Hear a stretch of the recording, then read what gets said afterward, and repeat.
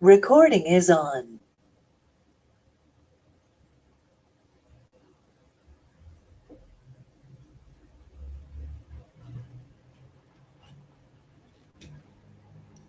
¿La ven ahora? Seguimos viéndolo a usted, al menos en mi caso lo veo a usted. Sí, también en el mío.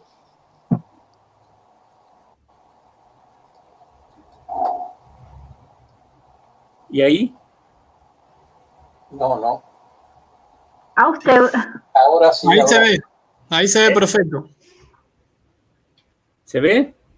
Yo lo veo al profesor. Sí, se ve. Sí, se ve. Ya está la pantalla. Está la presentación, ahí está. Sí, se ve. Bueno. Ahí apareció, sí. Perfecto. Entonces empezamos. Voy a hacer por ahí 2 o 3 pausas para ver, para que ustedes me hagan preguntas, ¿sí? Sobre lo que ya he visto. Esta presentación es una continuación de la que vimos el martes pasado y no lo dije, lo voy a decir ahora porque si no sería moralmente inaceptable, está basado en una presentación que hizo el profesor Sergio Anchorena el año pasado. Sobre la base de una presentación suya, yo le agregué algunas cosas, le modifiqué otras, porque la materia en la cual está el doctor Anchorena se parece bastante a esta. Y más o menos la primera unidad introductoria es muy, muy parecida. Aunque los estudiantes son de otra orientación, de otra disciplina. Bueno, entonces, la presentación completa tiene estas partes, algunas de las cuales ya hemos visto y otras no. Yo después voy a subir también la presentación en formato PDF para aquellos estudiantes que no pudieran escucharla o que, por problemas de carga de datos no pudieran escuchar la grabación de YouTube o lo que fuera. Digamos, lo que nosotros vimos es de lo que está marcado hasta acá son los 2 ítems, breve historia del desarrollo de la disciplina y algunas definiciones de economía, tema que ahora retomaremos. Y pretendemos ver, no sé si nos dará el tiempo hoy, si no lo completaremos el próximo martes, lo siguiente: método, objeto de estudio, modelos económicos, el problema económico y la ciencia económica, conceptos básicos de la disciplina, necesidades, factores productivos, bienes y servicios, actividades económicas. Niveles de análisis y formas de hacer economía, relaciones con otras ciencias u otras disciplinas, otras economías, otros paradigmas que disputan el sentido de la disciplina hoy a lo que se llama la corriente principal de la economía, y una bibliografía sugerida, la básica y la ampliatoria. Estos objetivos están muy concatenados con los que están expresados en el plan de trabajo docente. Están un poquito mezclados los de enseñanza y los de aprendizaje, ¿no? Caracterizar a la ciencia económica describiendo sus orígenes y su desarrollo. Ahí la palabra económico no la borré, está de más. Algo de eso vimos. Describiendo las distintas formas de hacer economía, esto es de estudiar e intervenir sobre la realidad económica, eso intentaremos comentarlo hoy. Incorporar el lenguaje. Toda disciplina, ustedes como futuros profesores o licenciados en historia o licenciados en geografía lo saben, tiene un lenguaje técnico específico, que para el ego, el que mira desde afuera, es prácticamente una jerga. Ustedes habrán visto cómo hablan sé que tal vez haya una abogada escuchándome, pero han visto que los abogados tienen una jerga particular, los médicos tienen una jerga particular. Los economistas también la tenemos, lamentablemente. Sin embargo, como decía Scalabrini Ortiz, ¿no? Cuando a usted le explican una cosa una vez, un problema económico o una cuestión económica, una vez, 2 veces, 3 veces, y no la entiende, la están metiendo el perro, decía Scalabrini Ortiz. Y no se equivocaba. Con esto quiero decir que sin perder la precisión ni el rigor, es posible explicar, no todo, pero sí muchas cuestiones económicas en un lenguaje que una persona instruida pudiera entender. Ustedes seguramente conocerán el chiste de Einstein y la teoría de la relatividad. Bueno, no es el caso de todas las cuestiones económicas. Tercer objetivo, definir, clasificar y establecer relaciones entre necesidades, recursos y bienes y servicios, porque son, digamos, están concatenadas, como vamos a intentar mostrar en esta presentación. Y por último, describir el problema económico y haremos un breve abordaje a la forma en que las distintas sociedades han brindado en el pasado y intentan brindar en el presente respuesta a dicho problema económico. Esto después va a ser ampliado en otra presentación, esta parte en particular. Hay una lectura fascinante de Robert Heilbronner, que es el capítulo 1 del libro La formación de la sociedad económica, que está colgado, digamos, en el aula virtual, con una guía de lectura. Eso no se va a hacer práctico sobre eso, pero sí es muy recomendable su lectura para entender algunas cuestiones y obviamente es material obligatorio para el primer parcial. Bueno, este es el contenido más o menos resumido de la unidad 1, que ustedes lo voy a pasar rápidamente porque ustedes lo pueden ver en el programa, que también está colgado en el aula virtual. Esta última parte era una propuesta alternativa del doctor Anchorena. Vamos a hacer alguna referencia a otros programas de investigación alternativos a lo que se ha denominado corriente principal, sobre lo cual en el final de la presentación, si es hoy o si es el martes que viene, lo podremos ver más detenidamente. Bueno, habíamos dicho la clase pasada que con el pensamiento marginalista o neoclásico que aparece en el último tercio del siglo XIX, las distintas escuelas nacionales, la francesa, la italiana, la escandinava, la norteamericana, la inglesa, y no menciono a la alemana porque la alemana en ese momento estaba por fuera del pensamiento marginalista,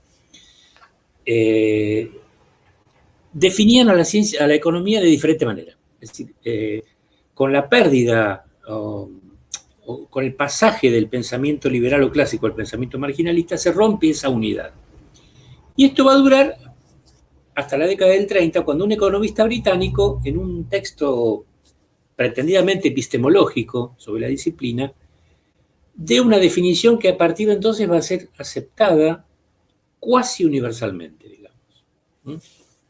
Y que es la definición por excelencia, con más o menos palabras, con más floripondio o menos, aparece en cualquiera de los textos que ustedes consulten. Según este autor, Lionel Robbins, después Sir Lionel Robbins, por sus servicios al Imperio Británico durante la Segunda Guerra Mundial, la ciencia económica analiza el comportamiento humano como una relación entre fines dados y medios escasos que tienen usos alternativos. Aquí lo que pivotea en esta relación es la escasez, como veremos en la filmina siguiente. Vamos a analizarla detenidamente. Por un lado, analiza el comportamiento humano, o más precisamente un aspecto del comportamiento humano. Esto define a la economía como una ciencia social. Este es un error muy fuerte de Robbins, porque Robbins en ninguna parte dice que sea una ciencia social. Dice simplemente que es una ciencia a secas.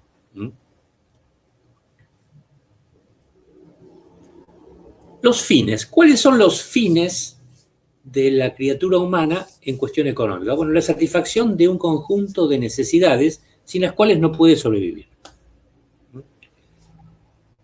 Hasta ahí estamos todos de acuerdo, digamos. Los clásicos lo dijeron y antes que ellos también. Engels lo dijo en la definición que pasamos la clase anterior. ¿Sí? Marx llamó a esto la producción y reproducción de la vida material, y según él, hasta que eso no estuviera asegurado, no podía pensarse en todo lo demás. La observación que se suele hacer a la definición de Robbins es que él le agrega fines dados. Y como dije la clase pasada, esos dados no se refiere a esos adminículos para jugar a la general, no, sino dados por alguien. dados por alguien por fuera de la disciplina económica. Eso quiere decir Robbins. ¿Sí? Entonces ahí tenemos un problema que es económico, pero también es político. ¿Mm? Porque ¿quién determina los fines? Ahí está la cuestión. Bueno, el que determina los fines es el que tiene el poder. Y esto no es un problema económico, sino que es una cuestión estrictamente política. En el seno de una familia, en el seno de una comunidad, al interior de una organización, en un Estado. ¿Mm? Quien ejerce el poder determina los fines. Al menos en humilde opinión de quien les habla. ¿Cuáles son los medios escasos para satisfacer esos fines? Bueno, son lo que se llaman recursos o factores productivos. Factores productivos es la denominación técnica que usaremos a lo largo de la disciplina y sobre la que más adelante diremos algunas cosas. Y aquí aparece otra cuestión interesante. Esos medios tienen usos alternativos, es decir, que del mismo conjunto de factores o de medios es posible, no sé, pensemos en el agua, ¿sí? Es posible darle múltiples usos, ¿sí? Que no son infinitos, obviamente, nunca lo son, pero son múltiples. ¿Sí? Y en el agua en particular son muchos. Bueno, entonces, ¿qué hay que hacer? Y hay que decidir. Y aquí está la famosa tercera E de la definición, la elección. Hay que decidir cómo se asignarán esos recursos para la consecución de los fines. En la idea de este autor y de la mayoría de los economistas, esas decisiones deben ser de carácter racional. ¿Mm? Después, en todo caso, si ustedes quieren, podemos discutir la noción de racionalidad, porque claramente las ciencias sociales tienen más de una noción de racionalidad. Pero bueno, si me apuran, diré que esta racionalidad en la que piensa Robbins es lo que Weber hubiera llamado la racionalidad instrumental. Vamos a trabajar un poquito esta definición, un poquito más. Entonces dijimos que para Robbins, esta definición de economía trata de adecuar unos medios a unos fines. Los medios, dijimos que son los recursos o factores productivos. Esos recursos tienen tres características. Por un lado, son escasos. ¿Qué quiere decir que son escasos? Esta es una palabra clave en economía. Quiere decir que no alcanzan para satisfacer el conjunto de necesidades. No alcanzan. La noción de escasez es una noción relativa y no absoluta. Como discutiremos después. Si no alcanzan, si los bienes o los recursos son escasos, tienen un precio, es decir, son onerosos. Y su precio es más que cero. Hay que pagar algo para poder obtenerlos o disponerlos. Está bien, hoy el precio se expresa en magnitudes monetarias. Antaño no, podía ser en oro, en cereal, en lo que fuera. Pero tienen un precio. O sea, hay que entregar algo a cambio de conseguirlos. Y por otro lado, como dijimos hace un rato, son de uso alternativo. Entonces, eso define a los medios. Escasos, onerosos y de uso alternativo. Los fines, como dijimos, son las necesidades.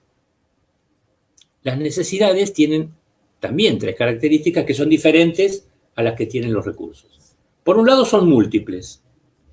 Si ustedes leen los manuales ortodoxos, van a ver que dice que son ilimitadas. Robbins no dice eso. Robbins dice múltiples. Con que sean múltiples es suficiente. ¿Sí? Yo no estoy seguro de que sean ilimitadas, pero sí son múltiples. Y siempre alguna necesidad nos va a quedar insatisfecha, aun cuando tengamos muchísimo dinero. Las necesidades son refinables, es decir, la forma de satisfacer las mismas ha ido mejorando o refinando a lo largo del tiempo. Pensemos en, no sé, cómo comía el hombre de las cavernas y cómo comemos nosotros. Ese es un ejemplo que siempre suelo dar. A ver, descubrimientos de la antropología. ¿Cursaron antropología? No sé si se lo dijeron. Bueno, las primeras criaturas anteriores al Homo sapiens comían carroña. Después recolectaban frutos. Cuando aprendieron a crear herramientas, armas, aprendieron a cazar en bandas, porque una caza individual era prácticamente imposible. Y comían la carne cruda y se bebían la sangre, si es posible caliente. ¿Alguna vez alguien descubrió que un rayo o una tormenta o lo que sea, que el fuego ablandaba la carne y que la convertía en más blandita y entonces se comía mejor? ¿Alguna vez alguien habrá descubierto que poniéndole sal, un bien muy escaso, era más sabrosa? ¿No? Y bueno, hoy no, hoy para comer una carne hay todo un proceso de producción del bife de costilla hasta que llega a nuestros hogares para cocerlo, para servirlo de tal o cual manera. ¿Sí? No es lo mismo. Pensemos en la necesidad de educarse. La ley 1420 a la que hice referencia decía, el Estado debe dar, como decía Adam Smith, educación elemental a todos los niños y niñas. Punto. Después, lo que se pudiera hacer después era otro tema. Hoy en ciertas profesiones no alcanza con un doctorado. O sea que los años de estudio se han multiplicado. Se ha refinado esa necesidad. Y así con tantas otras. Y también las necesidades son de distinta importancia. No todas tienen la misma importancia. No todas tienen la misma urgencia. ¿Cuál es la necesidad primordial del ser humano? Respirar. En la película Cuestión de Honor, creo que Robert De Niro dice que estuvo 7 minutos bajo el agua. Bueno, me parece una exageración, pero la gente común no puede pasar de 1 minuto y medio. Después viene beber. No podemos estar más de, 48 horas sin agua. Nos deshidratamos. La tercera es comer. No podemos estar más de 30 días. El récord la tiene uno de los huelguistas irlandeses que Margaret Thatcher dejó morir, 42 días con una huelga de hambre, para conseguir ciertas reivindicaciones que la Thatcher no le concedió. 42 días sin comer. Se murió. Después vienen otras, protegernos del frío. Y mucho más allá aparece el ocio, qué sé yo. Y además de ser múltiples, refinables y de distinta importancia, hay otra cuestión. Es razonable, y de hecho sucede, no sé si es razonable, no es la palabra, pero es usual que las personas le asignen distinta jerarquía a las necesidades. Hay quienes priorizan uno y hay quienes priorizan otro. Digamos, pensemos en la clase media alta que tiene satisfechas las necesidades básicas y priorizan otro tipo de cosas, qué sé yo. Viajar a ciertos países o a ciertos paraísos, o comprar adminículos o artículos de cierta marca, por ejemplo. Justamente, según Robbins, no podemos decir nada sobre eso. O sea, simplemente tomarlo como un dato de la realidad. No podemos juzgarlo, eso quiero decir. ¿Cuál es el rol entonces de la economía frente a estos dos conjuntos? Procurar una asignación de ese conjunto de recursos escasos, onerosos y de uso alternativo, una asignación eficiente al otro conjunto de necesidades múltiples, refinables y de distinta importancia. ¿Y qué significa eficiente? Eficiente significa conseguir la satisfacción del máximo conjunto posible de necesidades con el menor sacrificio, con el menor costo. Justamente, si uno consulta el diccionario de la lengua, cuando ve la palabra economizar, significa eso, ahorrar, gastar lo menos posible. Es lo que se llama la ley del menor esfuerzo. Me gustaría hacer hasta acá la primera pausa y escuchar alguna reflexión o pregunta que ustedes quieran hacer.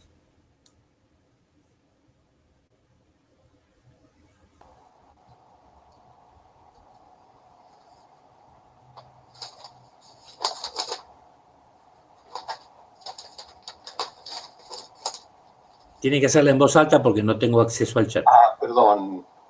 Marcelo. Soy Marcelo y tengo varias preguntas, pero no quiero abusar y dejar también a mis compañeros que hagan preguntas. La primera es, en la definición que hace Robbins, habla de comportamiento.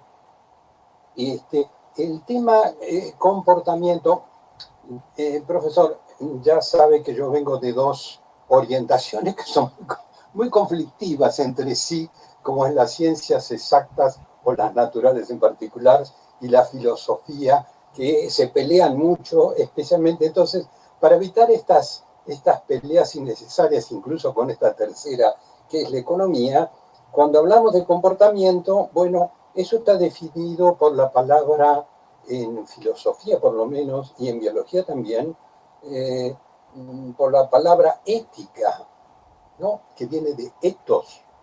Y hay una ciencia, al igual que hoy se mencionó la ecología, que tiene el mismo prefijo que economía. El comportamiento va de la mano de la moral. O sea, de la parte del aspecto práctico de aquella conducta que tienen los seres humanos, y ponen en duda si algunos animales no humanos pueden tener algunos mecanismos o comportamientos de tipo moral. Entonces, generalmente se estudia el comportamiento a través de la etología. Eso es lo que yo defiendo dentro del panorama de la filosofía. Y me peleo porque soy un ecólogo también. Entonces, cuando hablamos de los daños que hace el ser humano sobre el medio ambiente, para poner como ejemplo, yo pienso que el tema es de comportamiento, no es entonces de ecología. Quiere decir que la etología, el comportamiento del ser humano, puede provocar alteraciones al medio ambiente. Después, otra de las preguntas es, se utiliza la palabra indistintamente recursos y aparece también la palabra bienes. Yo también me aferro un poco a definir conceptos para no entender una cosa por otra.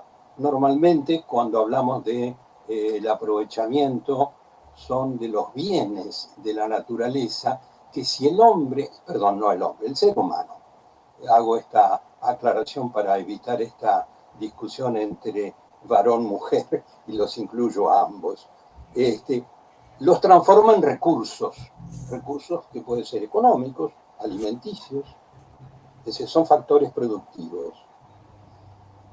Otra de las discusiones es el tema de la necesidad instrumental.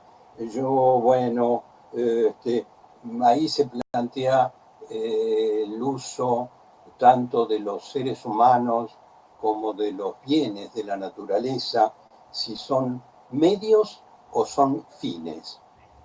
Yo tengo la opinión personal que debemos hacer resaltar que el ser humano es un fin, y todos los bienes de la naturaleza son también bienes con derechos intrínsecos como tal. Bueno, todas estas dudas son las que yo tengo porque estamos manejando casualmente estos temas que me tocan muy de cerca. Entonces, si hablamos de, como ya comentaba en la definición de comportamiento, eso es analizado a través de la ética.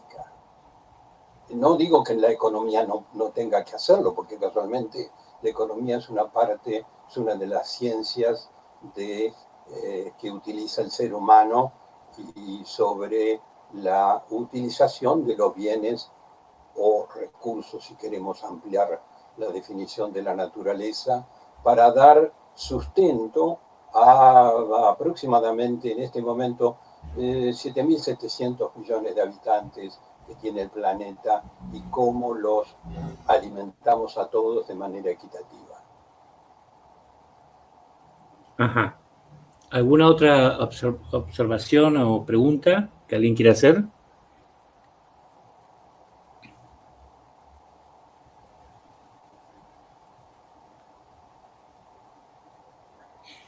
Bueno, Tocayo, entonces. Y todos los demás, obviamente. Todes. A ver, Robbins es un economista neoclásico que formula esta definición en 1932, cuando ni siquiera estaba acuñada la palabra ecología. Y cuando de alguna manera todos participaban de la creencia del economista Ricardo del siglo XIX que la naturaleza nos prodigaba bienes inagotablemente. Cosa que no. Usted supongo que ha leído a Julio Verne. Claro. Sí. Bueno, usted recordará en 5 semanas en Globo, por ejemplo, donde unos exploradores ingleses en la década de 1850, si recuerdo bien, atraviesan África en sentido de oriente a occidente, creo que lo hacen, y en una de las reflexiones que hacen cuando están en una noche, el sueño de este señor viene de Inglaterra, imagínense que está en plena revolución industrial, culminando la primera etapa de la revolución industrial. El sueño es que desaparezcan todos los inmensos bosques que ve de África para convertirlos en plantas industriales. Y sueña con chimeneas y con mucho humo. Bueno, así se concebían los recursos naturales en el siglo XIX y casi hasta la Gran Depresión, con excepciones, por supuesto. Hoy existe, es cierto que la raíz común de economía y ecología es oikos.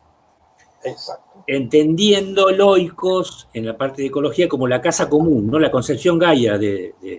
Sí, claro. Sí. O sea, la tierra como patrimonio común de la humanidad, de esos 7.700 millones de personas que usted habló, que acepto esa cifra, digamos.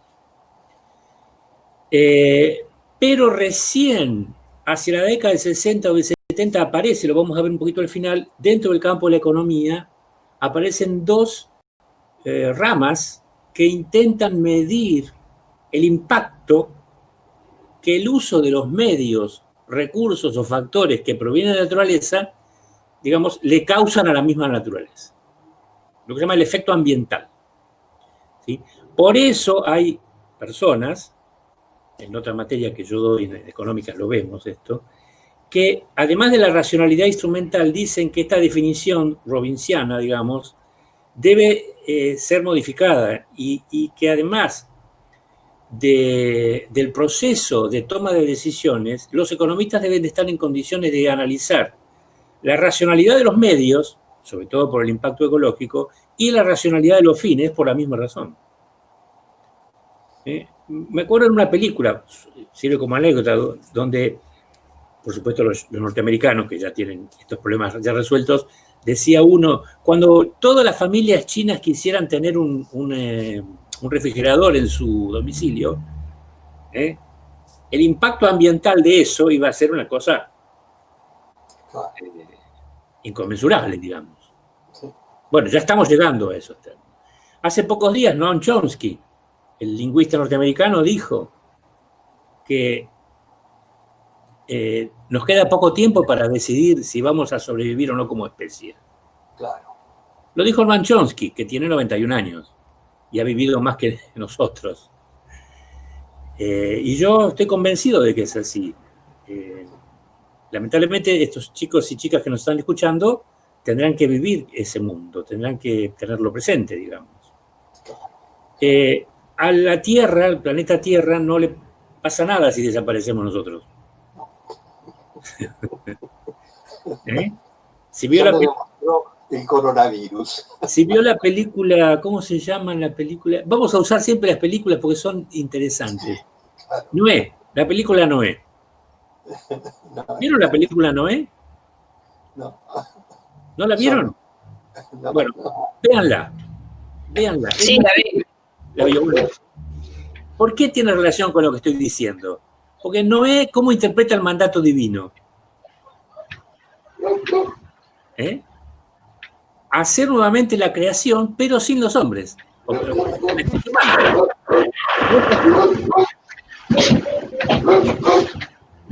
Hay un perro ahí ladrando. ¿Alguien tiene el micrófono? Y también quienes están pensando en esto, Tocayo, y termino con esto para poder seguir, también están repensando la revinculación entre la ética y la economía. ¿Mm? Ética y moral, yo creo que son cosas diferentes. Pero esa relación se perdió con la modernidad, como vamos a ver cuando veamos la parte de pensamiento económico. Así que estos temas que usted menciona, de alguna manera los vamos a tratar. Tal vez no a su entera satisfacción, pero bueno, el planteamiento ortodoxo dice que cuando estamos en equilibrio, todas las necesidades deben quedar igualmente insatisfechas. Así que si me permite seguir. Adelante, sí, gracias. Bueno, muy bien.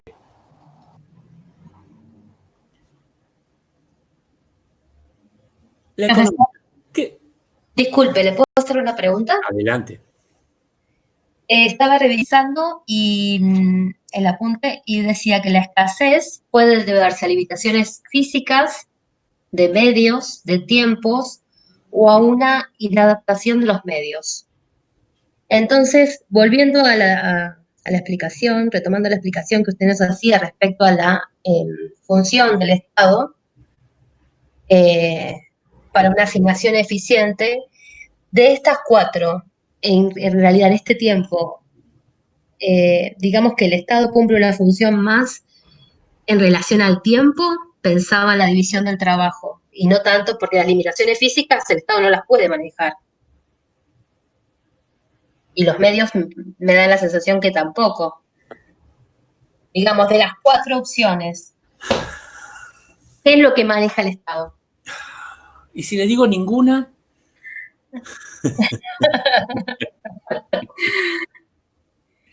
Mire, ayer casualmente, como dije hace un rato, yo soy peronista, no soy neoliberal, pero estuve leyendo un reportaje a Friedrich Hayek, un economista absolutamente neoliberal, de hecho uno de los fundadores del neoliberalismo, y el tipo dice una cosa que a mí me dejó muy pensativo. Dice, el planificador, está en ese momento criticando a la economía soviética de planificación centralizada, pero esto vale para cualquier organización estatal.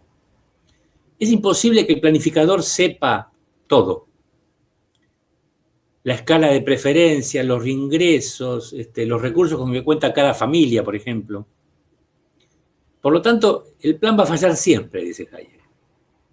Obviamente, la alternativa de Hayek es que el Estado haga lo menos posible y que el mercado funcione por sí mismo.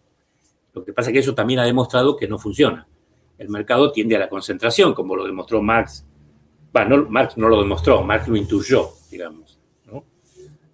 Cuando anuncia las leyes del movimiento capitalista. Así que el Estado hace lo que puede, señorita. Yo le diría eso. Muy bien. Si hay una, perdón, vamos a completar esta frase. Si hay una decisión política en tal sentido. Porque la otra decisión política es abdicar del rol del Estado, como hizo el gobierno del felino contrabandista. Acá sí, yo no, digamos, yo dije que soy peronista, yo no vengo a peronizar a nadie, pero en algún momento expresaré mi opinión. No pretendo convencer a nadie ni pretendo que estén de acuerdo conmigo. ¿Sí? Tienen el mismo derecho que tengo yo a manifestar su opinión en ese sentido. Pero digo, el Estado hace lo que puede si hay una decisión política. Y a veces no, a veces la decisión es en sentido contrario, digamos. Por ejemplo, aún durante el estado de bienestar, Estados Unidos jamás reguló el mecanismo de despido. ¿Vieron las películas norteamericanas? You're fired, está despedido, pase a cobrar su semana. Eso es todo. Aún en la época del estado de bienestar, donde estaba el mercado de trabajo muy regulado y donde había, bueno, normas indemnizatorias, ni siquiera en ese momento Estados Unidos lo hizo. Entonces, un latinoamericano, un argentino, un francés, acostumbrado a pensar en el trabajo de cierta manera, si se enfrenta con un norteamericano, bueno, o un estadounidense, perdón, lo va a contemplar diferente, porque se han criado en ese magma cultural diferenciado, digamos. Profesor, ¿le podría hacer una pregunta cuando termine? Pero tenía que ver con un tema que explicó en la clase del otro día. Por eso no sé si quiere seguir o se la hago rapidita. Hágala, si no puedo responderle, le digo que será para otro momento. Sí, no, tenía que ver con el tema justo que estaba hablando recién, porque no me había quedado muy claro habló de los orígenes del Estado neoliberal, que dijo que le hacía una crítica al Estado de bienestar, como Sí. que había una contradicción entre tener como objetivo el bienestar social y que haya un crecimiento económico. Quería entender a qué se refería, digamos, la escuela austríaca con eso específicamente. Bueno, pensé que lo había explicado, pero bueno, no importa, lo podemos ampliar porque viene a cuenta lo que decía Hayek, al autor que mencioné recién. Un estado de bienestar es un estado que gasta mucho y que tiene que tener un conjunto de instituciones públicas, más empleados, requiere recursos. ¿De dónde sacas eso? Sí. Alguien tiene el micrófono prendido. Bueno, ahora Por favor, si puede apagar el micrófono, joven. tenés que bajar el volumen. Si puede apagar el micrófono, joven, se lo voy a agradecer. Esto queda en la grabación después, yo no lo voy a editar, así que no sabría cómo. Bueno, es un Estado que gasta mucho. ¿Y de dónde obtiene los recursos para gastar? Bueno, de la propia comunidad, en forma de impuestos. Entonces, ese Estado regulacionista, intervencionista y que gasta mucho, perjudica, en la opinión de los economistas austríacos, el proceso de acumulación de capital. ¿Por qué? Porque reduce los beneficios empresariales. Y no solo reduce los beneficios empresariales, sino que reduce los incentivos a invertir. ¿Para qué voy a hacer tal o cual proyecto si el Estado se va a llevar X proporción de mis ingresos?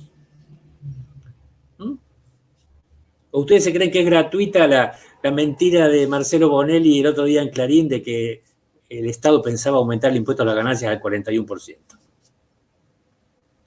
Bueno, ahí tenemos un claro ejemplo. Entonces, obviamente, damos más bienestar, pero la economía, el crecimiento económico se ralentiza. Y eso, en última instancia, va a conspirar contra el propio objetivo del bienestar. ¿Por qué? Y porque al haber menos inversiones, la producción se estanca y el nivel de empleo no va a crecer.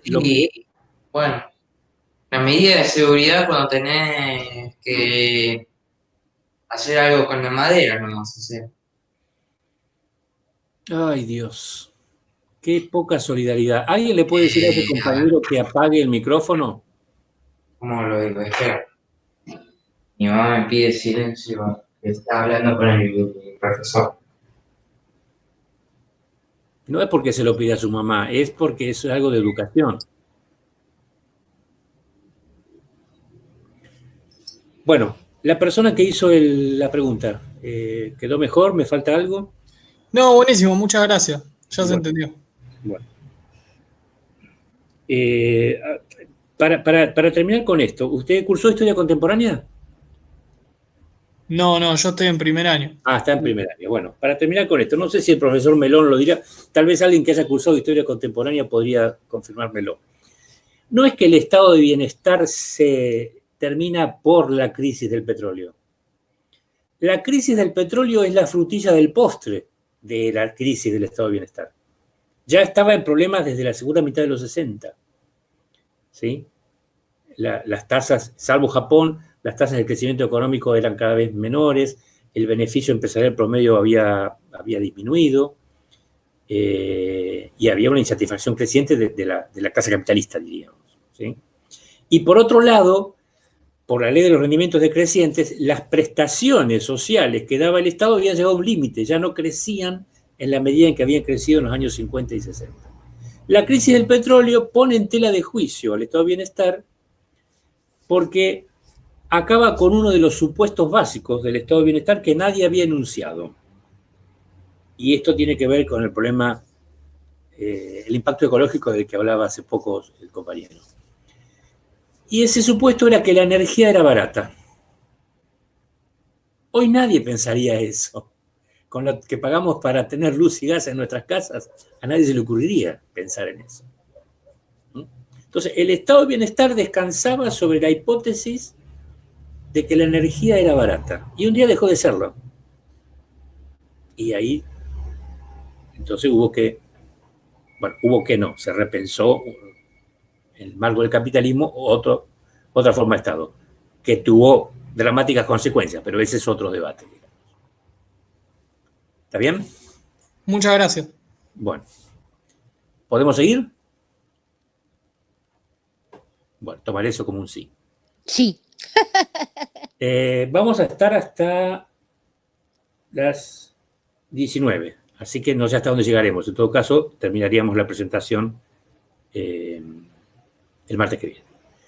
Bueno, la economía. ¿Estudia la economía? Se pregunta esta Filmina. Bueno, ustedes saben, y si no lo saben, no sé, se enteran ahora, que hay dos clases de, me podrá corregir mi tocayo, básicamente hay dos tipos de ciencias, las formales y las empíricas. Según Internet, las ciencias formales emprenden el estudio de sistemas lógicos coherentes que no necesariamente se corresponden con hechos del mundo real. Por ejemplo, la lógica es una ciencia formal. O la matemática. En cambio, las ciencias empíricas necesitan comprobar o justificar sus hipótesis a través de la experiencia puntual y de la percepción a través de los sentidos. Las formales usan un método que podríamos llamar axiomático-deductivo, porque parten de axiomas, y las empíricas utilizan en general el método hipotético-deductivo sin perjuicio de que recurren también a la inducción.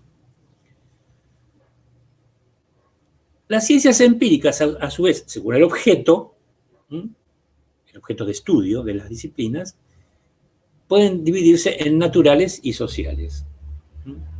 No sé, la biología, por ejemplo, es una ciencia empírica natural. La sociología es una ciencia empírica social. Y la economía también. Más allá de que haya algunos colegas de profesión que crean que la economía es una derivación de las matemáticas. Concepto que no compartimos en absoluto. Bueno, de más está decir que la ciencia es un tipo particular de conocimiento que tiene una serie de características, ¿sí? La veracidad, la verificabilidad, la observación y, si seguimos los criterios popperianos de ciencia, la refutabilidad. Un enunciado científico es un enunciado que puede ser refutado. No significa esto que lo sea, pero sí que pueda serlo. Si yo digo, por ejemplo, no quiero pelearme con nadie, pero si yo digo, Dios existe, o si yo digo, Dios no existe, claramente ese no es un enunciado científico, porque no se puede refutar en absoluto. Las ciencias no, en general, trabajan con ese tipo de enunciados.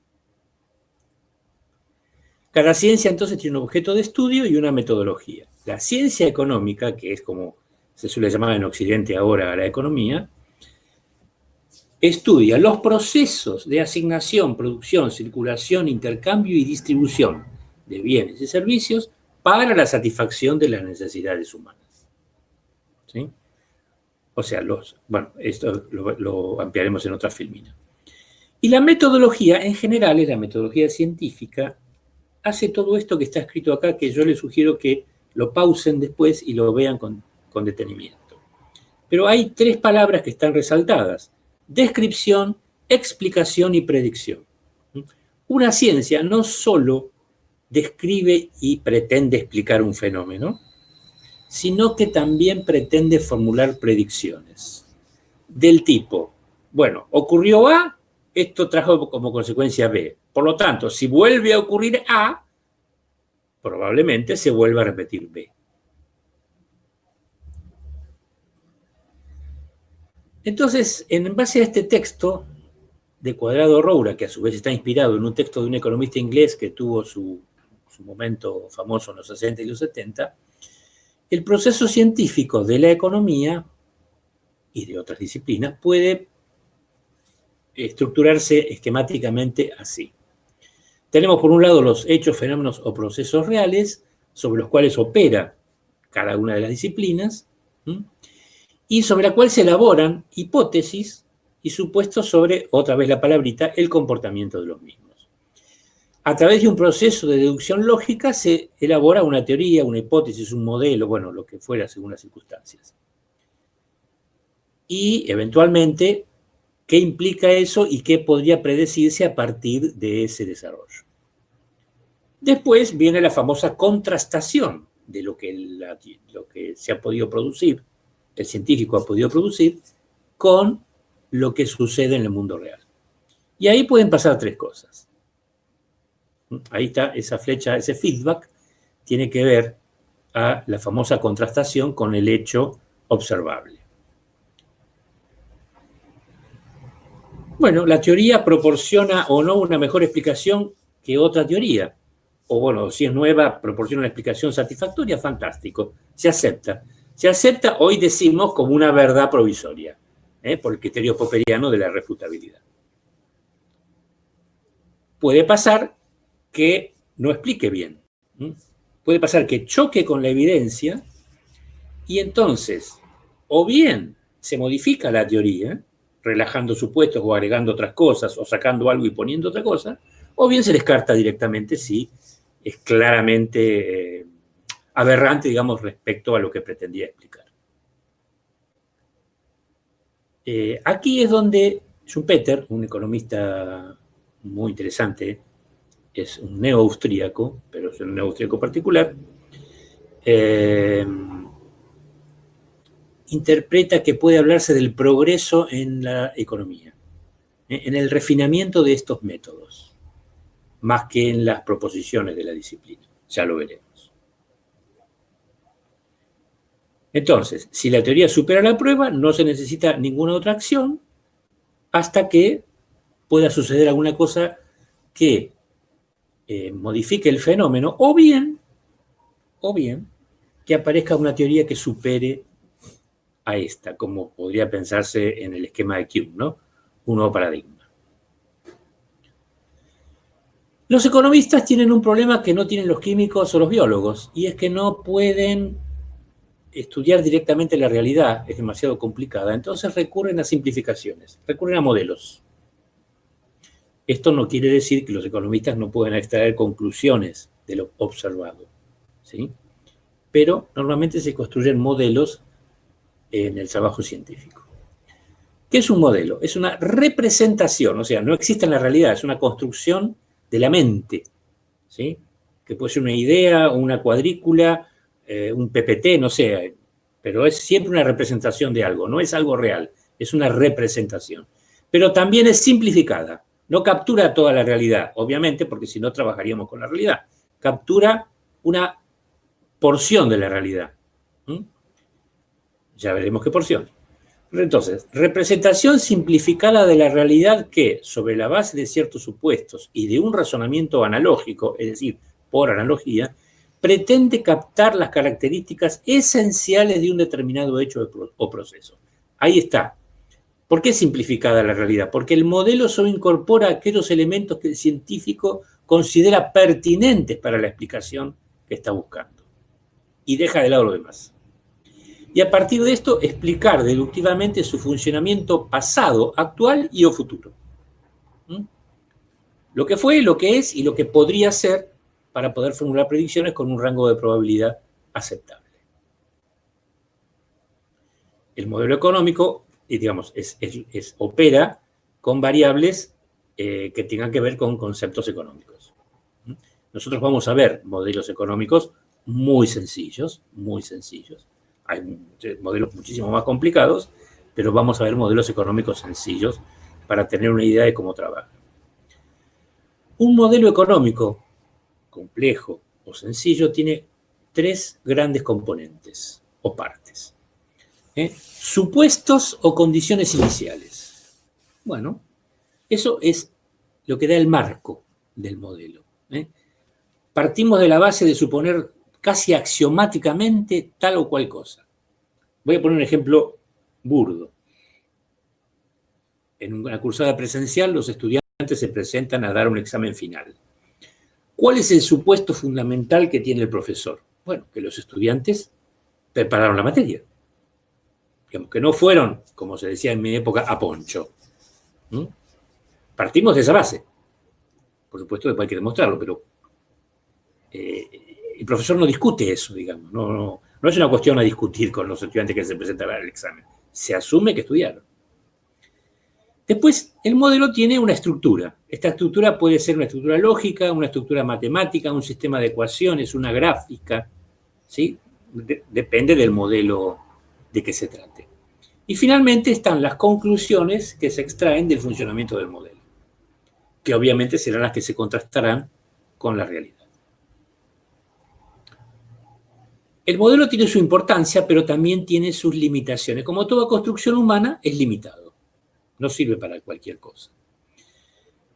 En tanto que representación simplificada y basada en supuestos, no siempre realistas, los modelos muchas veces ocultan más de lo que muestran. Por otra parte, como son modelos económicos, son básicamente cuantitativos. Entonces, suelen limitarse a la información que puede expresarse numéricamente. Y la información que no puede expresarse numéricamente, es decir, las variables cualitativas, a veces escapan. Esto en las últimas décadas ha ido cambiando, porque hay una serie de metodologías cualitativas que la economía también empieza a considerar. Por ejemplo, para medir expectativas. Con esa escala Likert de 5, poco satisfactorio, medianamente satisfactorio, muy satisfactorio, o nada satisfactorio, etc. Entonces se pueden hacer estimaciones utilizando variables cualitativas. Sin embargo, brindan una guía para la acción y permiten identificar tendencias hacia el futuro que pueden ser perfeccionadas. Aquí hay que hacer una aclaración. No todos los economistas piensan lo mismo. En la década del 50 hubo una polémica famosa entre dos economistas norteamericanos, Milton Friedman y Paul Samuelson, sobre justamente el tema de los modelos económicos. Entonces había dos posiciones y la disciplina se posiciona actualmente en base a una u otra, es decir, no se saldó la discusión. Quedaron las dos posiciones. Una es la de Samuelson, el realismo de los supuestos. O sea, un modelo es tanto más interesante, tanto más importante, cuanto más se aproxime a la realidad que pretende explicar. Y la otra es la posición de Friedman, que es sobre la pertinencia de las conclusiones. Un modelo es tanto más importante cuando predice mejor. No importa si los supuestos no son realistas. Es una discusión abierta, pero por eso esto último que está acá, no necesariamente todos los economistas coincidirían con ello. Bueno, pasa como en otras disciplinas sociales donde hay debates. Vamos a terminar con esta filmina, porque ya es casi la hora, y seguiremos entonces el martes, con lo que resta de esto y otras cosas. El problema económico de la escasez, nos dice Robert Heilbroner, y después repiten otros autores, se puede representar en 3 preguntas. Y en la respuesta que se han dado a esas 3 preguntas. ¿Qué, cómo y para quién producir? Las 2 primeras preguntas se refieren al hecho de la producción. ¿Qué producir? ¿Qué tipo de bienes? ¿Y cómo hacerlo? ¿Con qué técnica? Etcétera. Y para quién tiene que ver con el otro gran problema económico, que es el problema de la distribución. ¿Qué, cómo y para quién producir? Ustedes cuando vean el capítulo de Heilbroner van a ver que Heilbroner hace una especie de tipología weberiana, ¿sí? Quiero decir, construye tipos ideales, diciendo que ha habido y hay 3 únicas formas de dar respuestas a este problema económico, que él llama la tradición o la sociedad tradicional, la autoridad o mando o la sociedad de mando y el mercado o la sociedad mercantil. Sin perjuicio de, digamos, hay como una sucesión en etapas históricas, él no respeta demasiado la cronología histórica, pero el modelo que construye es muy interesante.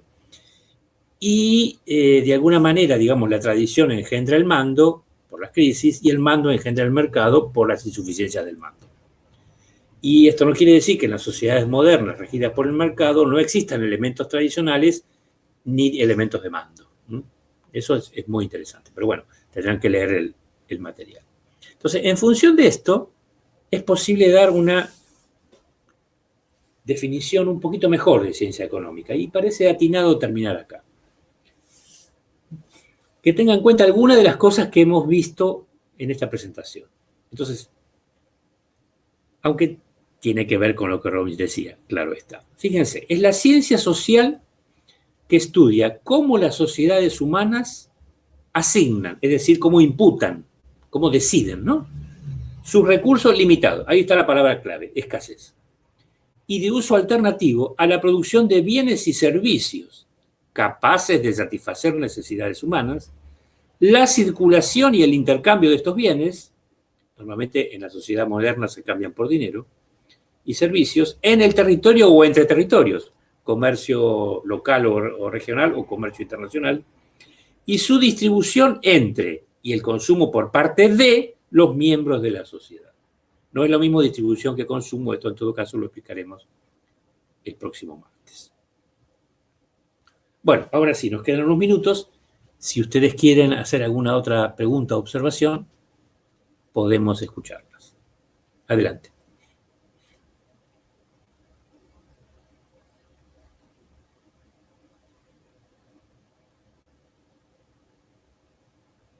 Hola, ¿qué tal? Adelante, señorita.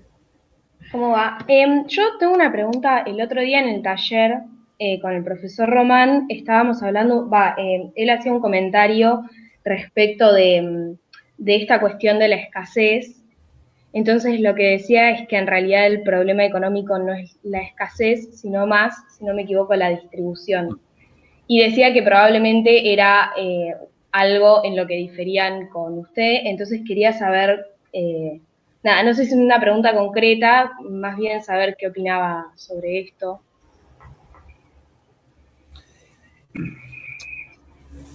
Bueno, es casi una posición también política, digamos. Es cierto que los recursos están mal distribuidos, eso, digamos, es indiscutible. Y vivimos en el continente que es el de la distribución más desigualitaria del planeta. Fíjese usted lo que le estoy diciendo.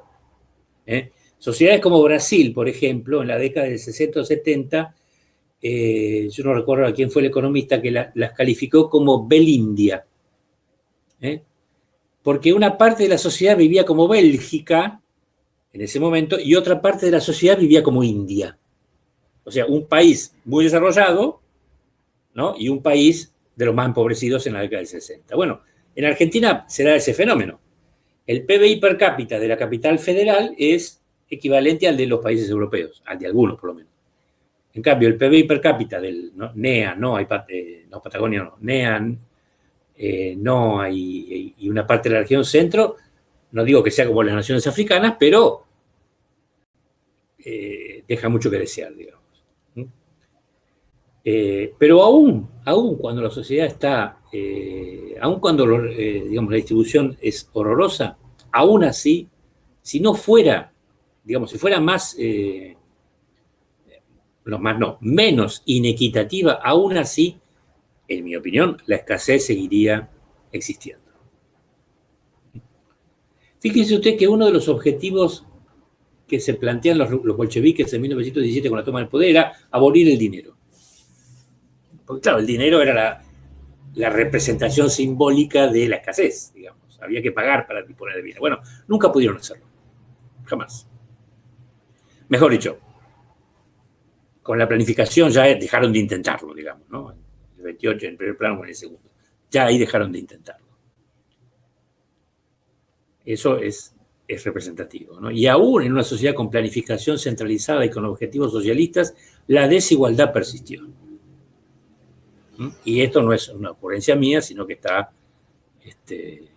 digamos, sugiere estudios empíricos.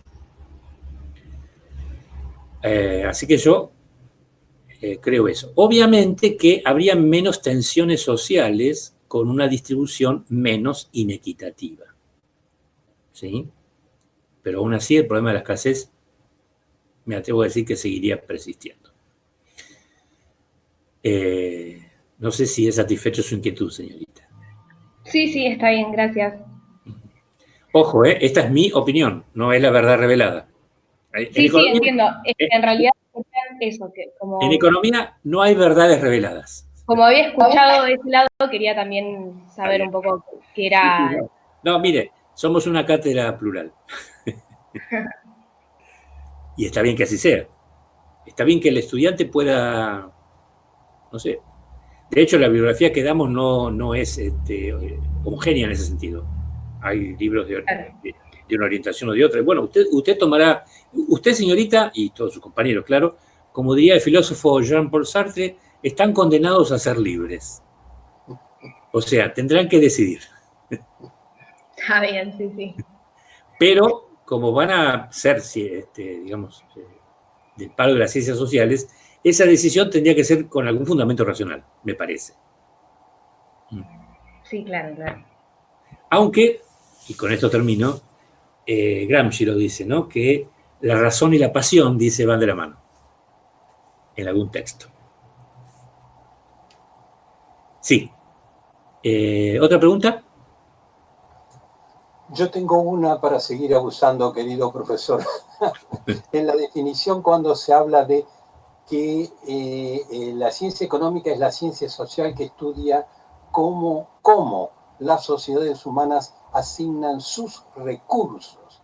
Y acá viene la pregunta que quiero aclarar, o que me aclare. Si la palabra recursos se refiere exclusivamente a recursos económicos o incluye también recursos naturales o bienes de la naturaleza. Sí, los incluye. ¿Qué es lo que pasa? Los recursos, ese es un debate interesante que yo me lo planteé yo mismo cuando estaba armando esta presentación, por una filmina que viene después, ¿no? Porque, a ver, los cazadores y recolectores, ¿no? ¿Qué hacían? Recolectaban y cazaban. ¿Cuál era el valor de esos bienes? No habían sido apropiados por nadie. Entonces, pero hoy no estamos en ese caso. La tierra está apropiada. Entonces, los recursos naturales tienen un precio. ¿Por qué? Porque son de propiedad privada. Y aunque fueran públicos, es decir, aunque no estuviesen apropiados, tendrían un precio medido en trabajo. Porque para poder disponer de ellos hay que hacer algo. Y usted habló, y a mí se me pasó, dijo algo de algo que compartimos con los animales. Bueno, hay algunas especies, hay algunas especies que hacen uso de la ley del menor esfuerzo. Los felinos, por ejemplo, para cazar. ¿Vio la posición del felino que está agazapado esperando? ¿Qué está esperando? Para arrojarse sobre la presa. ¿Y cuándo se arroja sobre la presa? En el momento indicado. ¿Por qué? Porque no puede estar corriendo como loco porque no tiene las energías suficientes para hacerlo. Y los felinos, los grandes felinos, los leones, por ejemplo, cuando cazan, ¿no? Cazan las hembras. Sí. Pero el macho dominante, se queda con la parte del león. Claro. Come primero el macho, después comen las hembras, después comen los otros machos, y si queda algo, comen los cachorros. Sí. ¿Y por qué? Porque esto hace la supervivencia de la manada. Bueno, están haciendo uso de esa ley del menor esfuerzo. Aunque parezca, es decir, un uso instintivo, quiero decirlo, ¿no?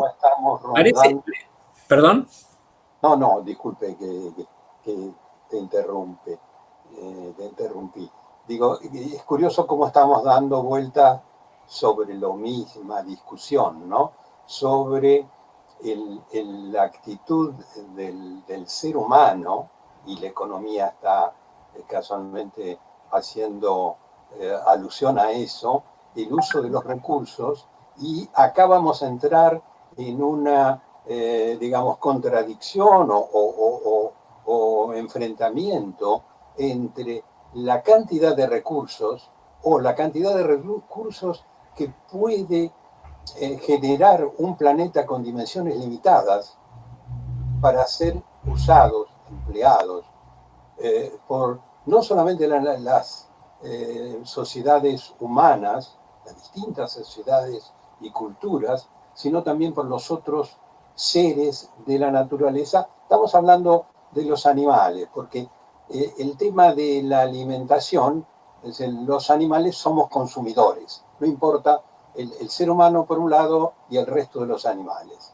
Mientras que los vegetales y otros microorganismos son productores. Desde el punto de vista ecológico, tenemos productores por un lado, consumidores por otro, ya seamos herbívoros, carnívoros, depredadores. Sí, sí. Desde el punto La cadena alimentaria que le dicen.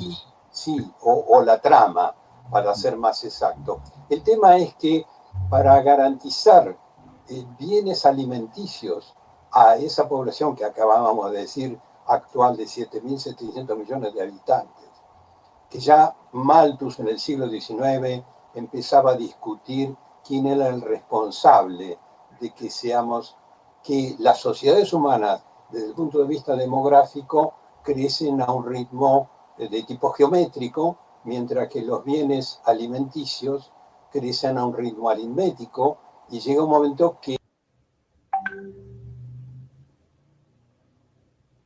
¿Hola? ¿Qué pasó? Supongo que se le cayó la conexión al compañero. Sí. Sí, bueno, la ley de la población de Malthus no fue ratificada. Me desconecté con el codo. Sí. Perdón. Sí. No, lo que yo venía a esto, que uno de los grandes problemas que es para garantizar la producción de alimentos, el ser humano entonces ha desarrollado desde el punto de vista comportamental la aplicación de ciertos métodos en la agricultura, en la ganadería, que tiene un efecto, contradictorio. Por un lado, puede garantizar la producción de esos alimentos vegetales, animales, incluso nosotros comemos microorganismos en el caso de los yogures, ¿no? Aunque no lo sepamos todos, pero bueno, está constituido por microorganismos. El Actimel. Sí, el Actimel, exactamente, que dice qué tipo de bacteria tiene. Sí. Y para hacer esa producción utiliza agrotóxicos, emplea una serie de tóxicos sobre la naturaleza que producen contaminación, que va en contra, de ahí viene el tema de la ecología. Lo que se logran para lograr esa gran producción de alimentos es suministrar determinados ingredientes que no son naturales y no son reconocidos por la naturaleza, y no los puede desactivar la naturaleza a corto plazo, crea contaminación, además de la basura. Entonces el ser humano, como lo has dicho en minutos anteriores, realmente pone en peligro su propia vida y pone en peligro la vida de toda la ecosfera, vegetales, animales, microorganismos. Un poco esa es la reflexión, ¿no? Sí, a ver, volviendo a la pregunta inicial, digamos, la definición de recursos, por supuesto que incluye los recursos naturales o producidos, digamos, a partir de los recursos naturales. Yo estoy de acuerdo con lo que usted dice, por eso traje a colación la reflexión de Chomsky. Y de hecho, dentro de la economía hay nuevos paradigmas. Existe la economía ambiental, existe la economía ecológica, que no son la misma cosa, y una economía mucho más radical, que es la economía decrecionista, que cuestiona que el objetivo de la economía sea lo que se llama el crecimiento económico, justamente porque está haciendo, perdónenme la expresión, pelota el ecosistema. Claro. Y los recursos que hay en el planeta no alcanzarían, digamos, para... Es lo que se plantea en la actualidad. No, tal vez no para nosotros, pero sí para las generaciones siguientes.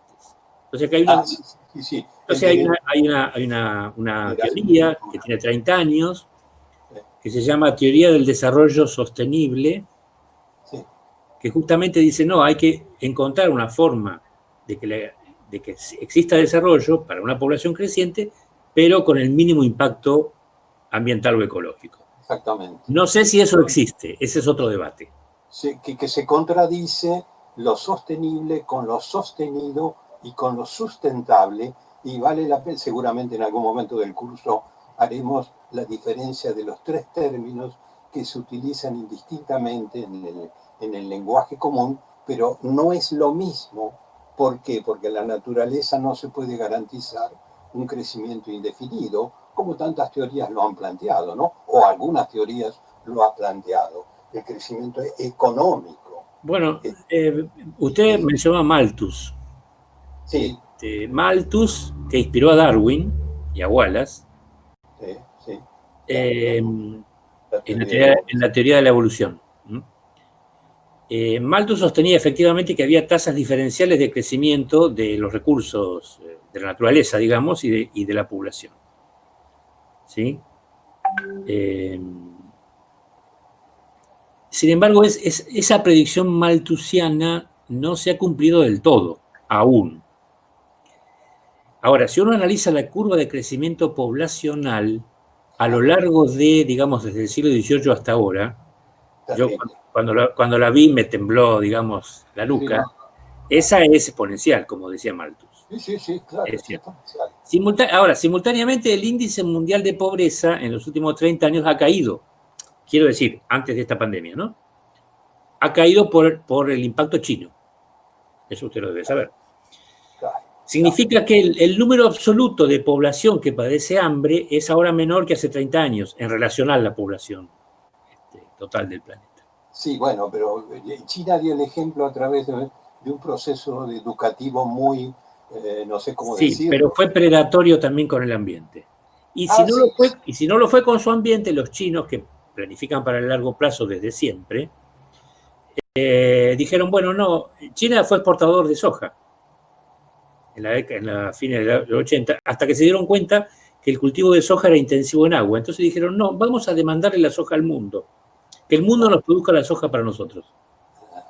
Por eso subió de precio tanto la soja y por eso se produce la sojización de los suelos, no en Argentina, en todos los países agrícolas, con claras consecuencias. O sea que eso es consecuencia de esa decisión estratégica que tomaron los chinos. No producimos nuestra soja, se la demandaremos al mundo. Sí. Bueno, pero ellos dieron no son tan benefactores de la humanidad como pretenden. No, pero es una cosa interesante desde el punto de vista demográfico, ¿no? Ellos redujeron su población de 1.500 millones de habitantes a 1.300. O sea, redujeron 200 millones de habitantes, no sé, en el lapso de pocos años, yo diría 4 o 5 años, siendo igualado actualmente por la India, que tenía 1.000 millones y ahora comparten ambos territorios, ambas culturas. Bueno, una parte de la reducción fue por la gran hambruna del Gran Salto Adelante, que mató entre 30 y 40 millones de personas, no se sabe cuántas, por los caprichos del gran timonel. Y la otra parte fue por la aplicación de medidas malthusianas, como fue la limitación del tamaño de las familias, que ahora las abandonaron. Pero bueno, en todo caso vamos a seguir con estos debates el próximo martes. Muy interesante y me disculpas por tanta intervención, ¿no? No, está bien, no hay ningún problema. Bueno, ¿hay alguna otra pregunta? ¿O podemos dar por concluido entonces la...? Yo quería... Sí, adelante. Profesor, yo quería preguntarte, porque, por ejemplo, en la Argentina se dice ya, o lo escucho yo desde hace unos cuantos años, que producimos alimentos para 500 millones de personas, ¿sí? Y somos 40 millones y hay una porción muy importante de la población nuestra que no la está pasando bien, independientemente de la pandemia, ¿no? Antes de la pandemia. Ahora creo que es un poco peor. Pero bueno, tenemos un estado presente en este momento. ¿Qué nos podés decir? ¿O si hay cierta relación con el tema de la propiedad privada, las grandes empresas? Usted me está preguntando por qué nuestros productores agropecuarios no distribuyen generosamente y gratuitamente los bienes alimenticios entre la gente que no puede pagarlos. Gratuitamente, no sé, pero que deberíamos poder distribuir de otra manera, me parece que sí. Sin la acción pública eso es imposible. A ver, ¿cómo está organizada la producción? Argentina no es un país feudal, es un país capitalista. Sí. La tierra está apropiada. Sí. Por lo tanto, los productores, como vamos a enseñar en esta materia, pretenden maximizar su beneficio, o sea, conseguir los mejores precios posibles. Sí. ¿Y quién puede pagarle los mejores precios posibles? Bueno, aquellos que puedan pagarlos. Esto lo dice Heilbronner. Me gusta vincularlo con el material que ustedes tienen que leer. Sí. Gelbron le dice que el mercado es la mejor forma de organizar, de resolver el problema económico, pero tiene un problema. Porque ¿para quién se produce en el mercado? Bueno, para quien pueda pagarlo. Claro, exactamente. El que no pueda, entonces, como diríamos, como José, yo te la explico, el personaje de Tato Bores, se lava Sí. uno las manos y dice, yo te embarqué el problema, vos a encontrar la solución. Claro. Bueno, obviamente, lo dice el propio Gelbron, ahí es la acción pública la que debe cubrirlo. Y eso depende de decisiones políticas. Sí. Sí, vos te Antes de la pandemia, durante la pandemia y después de la pandemia. Vos te acordás lo que pasó con la 125, ¿no? Absolutamente. O sea, no se pudo. No se Es más, fui testigo de que mucha gente, que la única tierra que conocía era una maceta, y salieron en defensa de la gauchocracia. Sí, yo me peleé con los mozos de... ¿Cómo se llama el bar que está enfrente de la facultad? No sé. ¿Cómo se llama? El bar que está enfrente a Humanidades. Sí, no sé.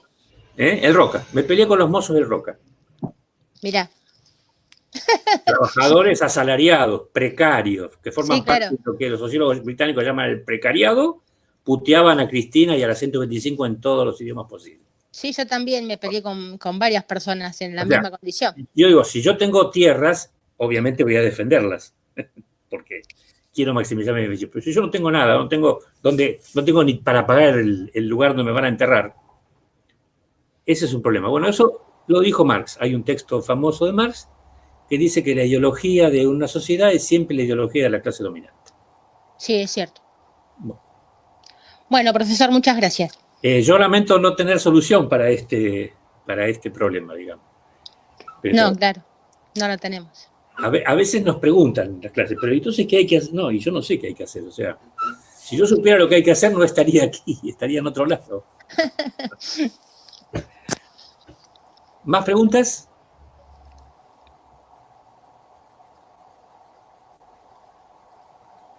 ¿No? Por ahora. ¿Podemos dar por concluido entonces esto? Muy interesante. Muy buena clase. Bueno, les agradezco. Gracias, ¿eh? Nos veremos el martes. Buen fin de semana, muchas gracias. A todos, a cuidarse. Bueno, muchas gracias a todos, a todes. A todos. Sí. Lamento si algunos de los que quisieron hablar se quedaron sin poder hacerlo, pero yo no tenía acceso al chat. O sea, esa es una de las dificultades del sistema, digamos. Cuando compartimos la pantalla no podemos ver el chat. Bueno, hasta el martes, jóvenes. Muchísimas gracias por su asistencia. Gracias, profe. Gracias. Chao, hasta luego, gracias. Adiós.